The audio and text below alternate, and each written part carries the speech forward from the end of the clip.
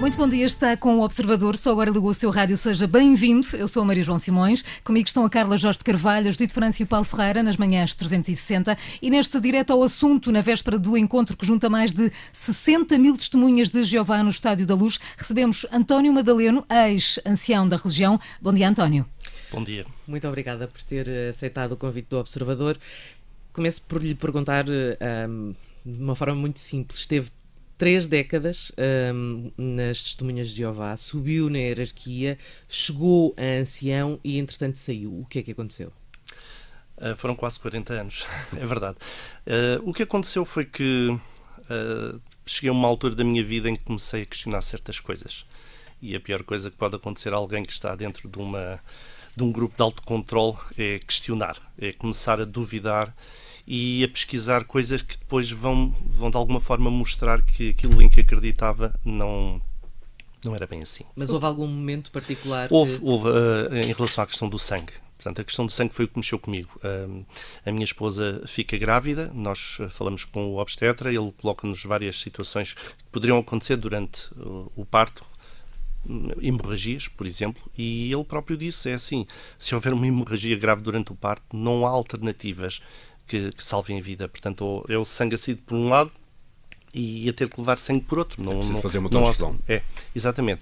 E pronto, e isso colocou-nos algumas questões. Eu depois fui pesquisar e então isso, juntamente com outras dúvidas que eu já tinha em relação à questão do uso de alternativas, nomeadamente frações de sangue, que as testemunhas de Jeová podem aceitar, enquanto que dizem que não podem aceitar, ou não podem mesmo aceitar os chamados componentes principais.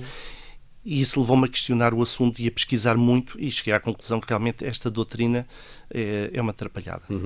António, eu ia lhe perguntar, falou em doutrina, saiu de uma religião ou de uma seita? Como é que classificaria as testemunhas de Jeová? É assim, uma religião pode ser uma seita, não necessariamente se excluem mutuamente.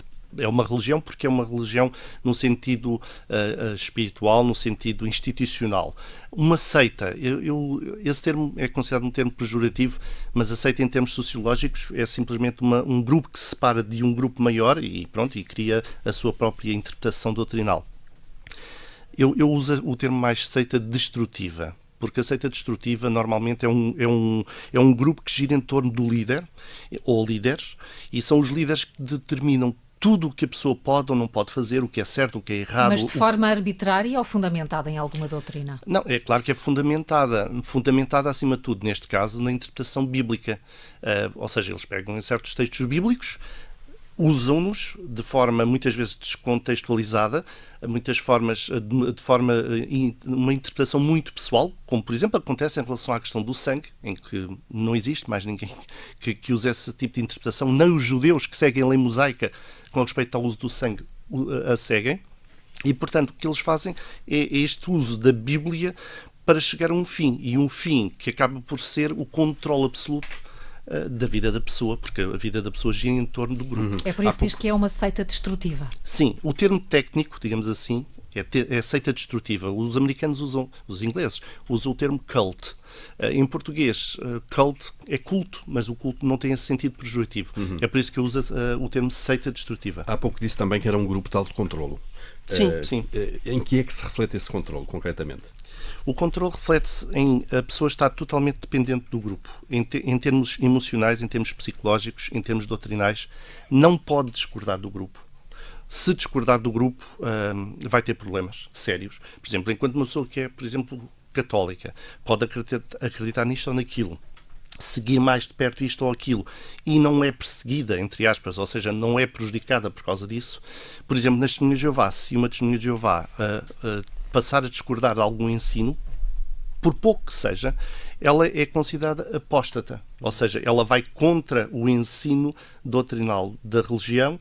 Faz lembrar um bocado como no tempo da Idade Média, em que a Igreja Católica era dona e senhora de tudo, e quem discordasse era queimado na fogueira. Aqui não é queimado, é isolado. Sim, aqui pratica-se o ostracismo. É um termo que significa que a pessoa é isolada do grupo, mas é isolada a tal ponto que nem um olá lhe podem dirigir na rua. Se passarem pela pessoa na rua, é a morte social. E para isso basta fumar um cigarro, por exemplo? É assim, a pessoa não é automaticamente expulsa por fumar um cigarro. Agora, Mas vai a uma comissão judicativa. Pode ir. Uma espécie de tribunal interno. A comissão judicativa é um tribunal eclesiástico com anciãos. Normalmente são 3, pode ir a mais, depende do caso, mas normalmente são 3 que se reúnem com a pessoa.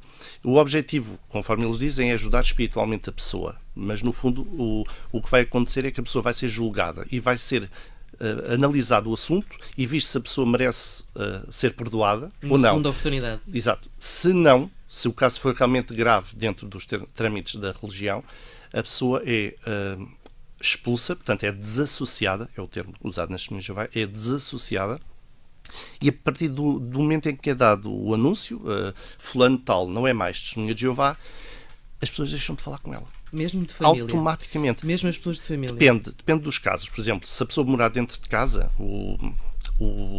as relações mantêm-se mais ou menos dentro do normal. Se a pessoa viver fora de casa, o que é incentivado é restringir ao máximo esse contacto.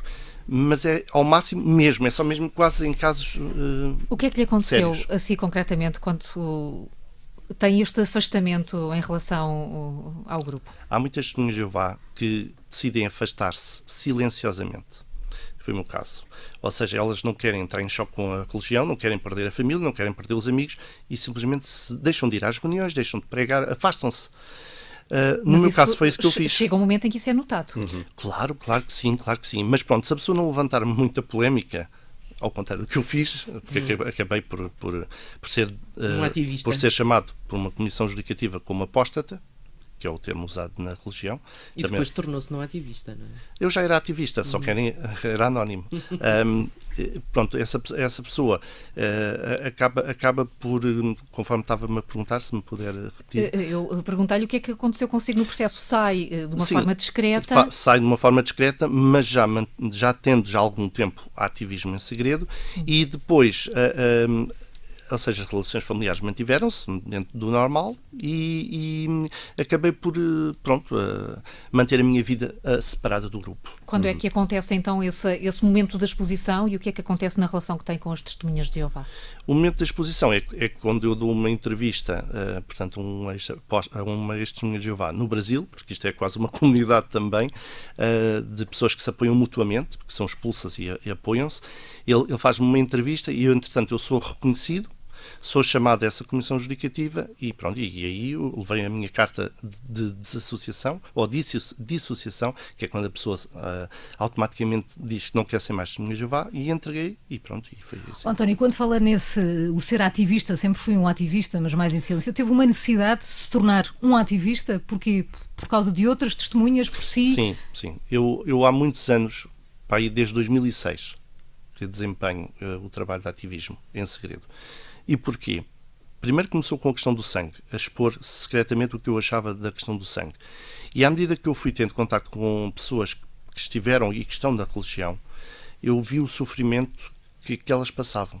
O sofrimento emocional, o sofrimento psicológico, serem ostracizadas pela família, pelos amigos, a revolta de sentirem que muitas delas foram enganadas e manipuladas, porque lá está, muitas delas até foram batizadas quase em miúdos, e aí a maturidade com que alguém dá um passo desses muitas vezes não é suficiente para saber tudo o que está envolvido, e há muita coisa que é escondida pelo grupo que as pessoas desconhecem, e lá está, quando a pessoa é manipulada e enganada, a pessoa aceita a religião como ela se diz ser a única religião verdadeira, e quando vem a descobrir os podres, digamos assim, a pessoa fica chocada primeiro e depois revoltada. E isso é muito complicado de gerir.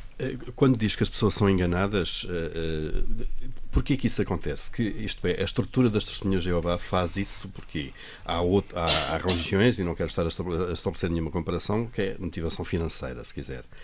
O que é que leva, de facto, essa estrutura a fazer isto? É puramente religiosa e de crença, ou há também outro tipo de motivações? Eu acho que é uma mistura de tudo.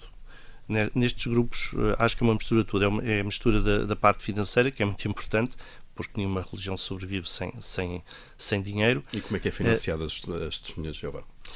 As testemunhas de Jeová, assim, à primeira vista, são financiadas com donativos voluntários. Portanto, as pessoas contribuem, têm caixas no Salão do Reino e colocam lá os seus donativos. Ninguém anda atrás de ninguém para fazer isso, ao contrário do que acontece em outras religiões, onde há os dízimos, etc. Isto não acontece nas Testemunhas de Jeová. Portanto, isto é o dinheiro, normalmente, que é financiado pelas pessoas, suportado pelas pessoas. Depois há outras coisas que estão mais escondidas, são os chamados negócios imobiliários. Ainda há pouco tempo a organização vendeu património em Nova Iorque, que no total foi avaliado em cerca de $1 bilhão de dólares. Sim. Sim. Portanto, está a ver. Agora imagine isto à escala mundial.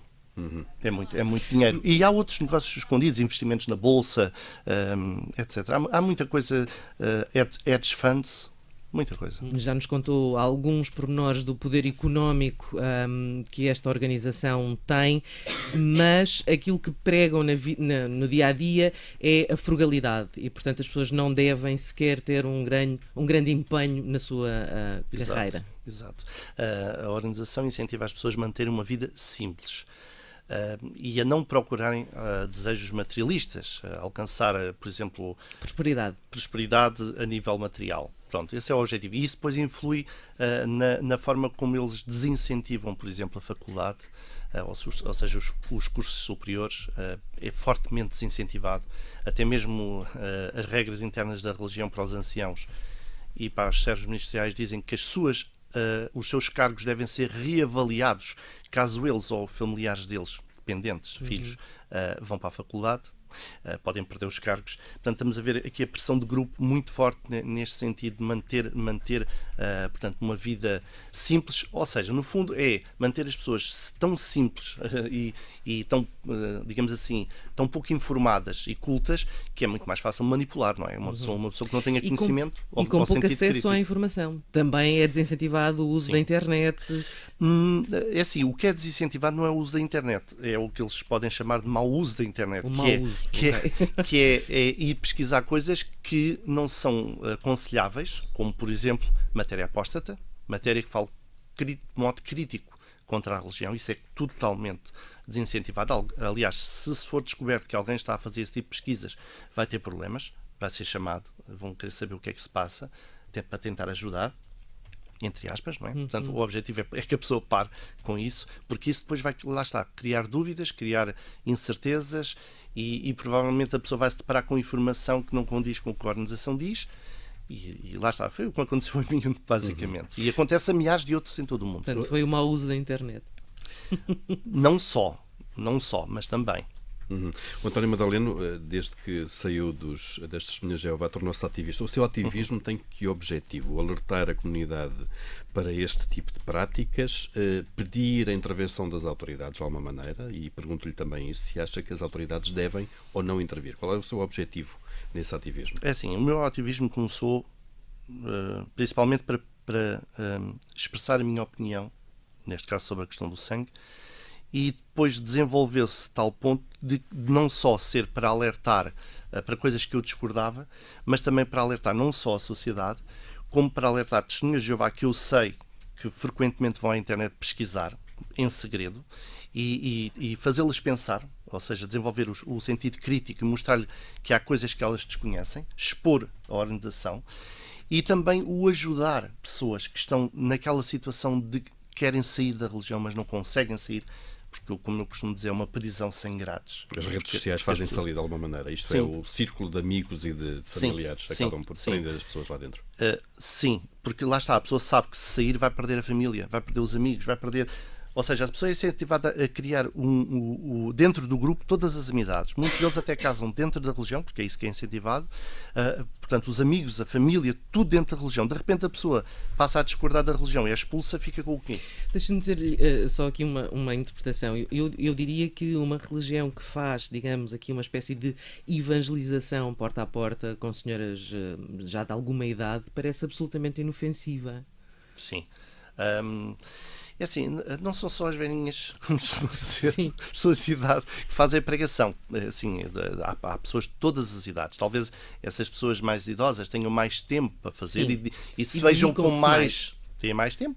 não é? Muitas delas estão reformadas, são chamadas os pioneiros auxiliares ou regulares, são aqueles que dedicam mais horas à pregação, portanto, são aqueles que se vêem mais, e muitas vezes, mas estas são apenas pessoas idosas, não. Há pessoas de todas as idades. Certo. Agora, em relação à questão de ser inofensivo, lá está, a aparência que se transmite é realmente essa. Depois, o que se vive dentro do grupo, devido a este controle absoluto na vida das pessoas, as pessoas estarem totalmente dedicadas ao grupo e dependentes do que os líderes dizem. Por exemplo, se o líder disser que hoje uma coisa é assim e amanhã disser que já não é assim, mas que é assado, a pessoa automaticamente muda de opinião. Mesmo que no dia a seguir tenha estado à porta a defender aquela posição, no dia a seguir tem que defender a outra. Automaticamente. E isto mostra o controle. Claro, é incentivado. É cego, completamente. Falou do líder. As lideranças são conhecidas. Quem é o líder das Testemunhas de Jeová em Portugal? É assim, em Portugal não há propriamente um líder. Os líderes mesmo, que são os que determinam todas as regras, todas as normas, tudo, ou seja, que no fundo comandam a organização, eles estão nos Estados Unidos. São 8 neste momento, costumam variar, mas neste momento são 8 irmãos, não é? Homens que estão na liderança, e são esses que são eu chamo-lhe o papado coletivo, não é? É uma espécie de papa coletivo, e são eles que determinam tudo o que é a nível doutrinal e organizacional. Depois, cada país tem a sua filial, como acontece cá em Portugal, que é chamada de Betel. Em hebraico significa Casa de Deus, e é essa filial, que muitas vezes é uma gráfica, onde se produz literatura também para o país e como em Portugal, para outros países também. Essa filial é que recebe dos Estados Unidos, do corpo governante, desse grupo de homens, da organização central, Casa-Mãe, recebe toda a informação e depois envia para as congregações. Portanto, isto aqui é uma cadeia muito hierárquica. E muito sigiloso também. Sim. Os anciãos têm acesso à informação que a maior parte das pessoas na congregação não tem. António Madalena, agradeço imenso a presença. Nós temos muito um espaço muito curto, de entrevista, claro, infelizmente, porque continuaríamos aqui a falar. Há muita coisa para contar. No Direto ao Assunto e na véspera do encontro que junta mais de 60 mil testemunhas de Jeová no Estádio da Luz, recebemos então António Madaleno, ex-ancião da região. Muito obrigada, António, por ter aceitado o convite para vir às manhãs 360 do Observador.